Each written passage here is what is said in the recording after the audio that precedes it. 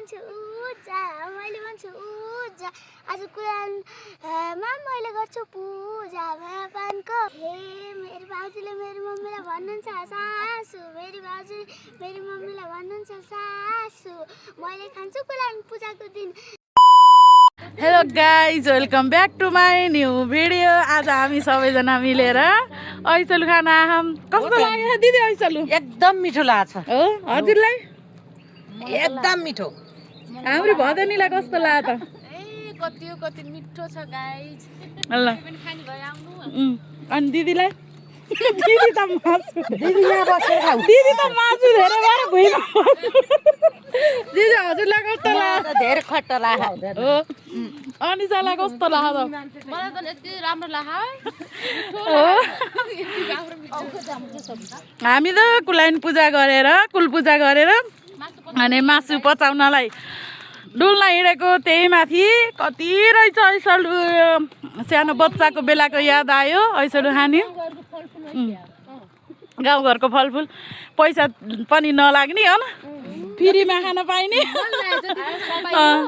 फ्रीमा खान पाइने औषधि राखे स्याउ केरा खान भन्दा अर्ग्यानिक फलफुल खान। हाई गाइज हाम्रो आन्टीलाई लाइक कमेन्ट शेयर सब्स्क्राइब गरिदिनु होला सबैजनाले। Thank you so much.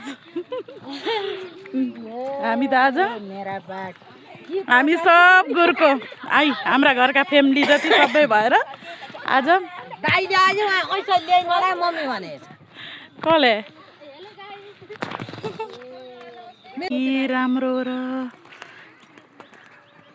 ऐसलु तर तपाईँको फोनमा त आन्टी आइफोनमा देखाउँछ क्यामेरा ओके नयाँ मोबाइल हो नि त यो। आज काफल पनि चाखियो घर आएर। भाइ भन्दा दाइ ने पर ऐसलुको टेपर दाइ भन्दा भाउजू ने पर।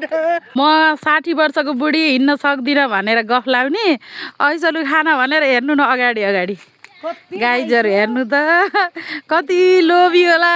हे भगवान कति लोभी होला या म सक्दिनँ, म बुढी मान्छे हिँड्न सक्दिनँ घरे अनि अगाडि सबभन्दा पहिला आएर खाने मिठो मिठो खाना पाइन्छ राम्रो राम्रो खाना पाइन्छ भनेर पछाडि ग्याङहरू। पहिला पहिला हामीले यहाँबाट पानी बोक्थ्यौँ। यस्तो ठाउँ छ कि यहाँ यस्तो थियो पहिला पहिला यस्तो ठाउँबाट हामीले पानी बोक्नु पर्थ्यो। अहिले त कति सुक्खा छ आनन्द छ। ए मेरो छोरी पनि आइछिन् मम्मीले पानी बोक्ने ठाउँ देखाउन हो नि त। अहिले त यस्तो यस्तो बने यहाँ त पहिला त यस्तो थिएन नि, पहिला त कस्तो थियो यस्तो छ।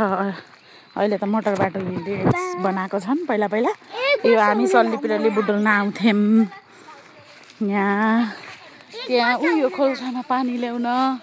पानीको कति दुःख थियो नि त यहाँ, त्यही भएर हामी पानी ल्याउन आउँथ्यौँ। अहिले त छैन, अहिले त घर घरै आउँछ। गाइज म हिँड्न सकेँ होइन, उनीहरू सबैजना उहाँ पुगिसक्यो।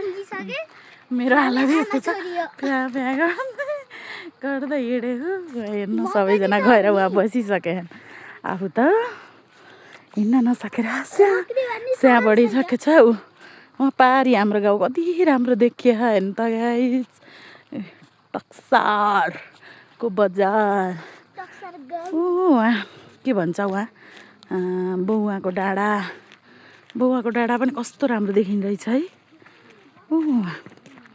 बौवाको डाँडा यो हाम्रो टक्सार बजार कति राम्रो देखिएछ है। फोरो फाल्ने ठाउँ त्यहाँ।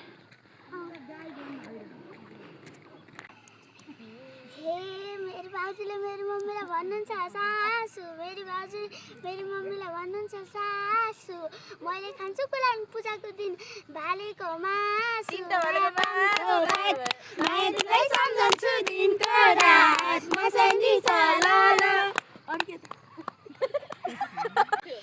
हाम्रो गाउँमा चाहिँ गाइजहरू देख्न सक्नुहुन्छ यस्तो पावरफुल ठुली मम्मीहरू हुनुहुन्छ। यहाँ चाहिँ मेरो मम्मी हुनुहुन्छ, यसरी दाउरा बोक्नु भएको छ। यता चाहिँ हाम्रो भाउजू हुनुहुन्छ, यहाँले पनि के अरे दाउरा बोकिन्छ। अनि फेरि यता हाम्रो ठुलो मम्मीले पनि दाउरा बोक्नु छ। अनि फेरि यता हाम्रो सल्टिनाले पनि दाउरा बस्नु भएको छ। यिनले पनि यस्तो सहयोग गरेको छन्।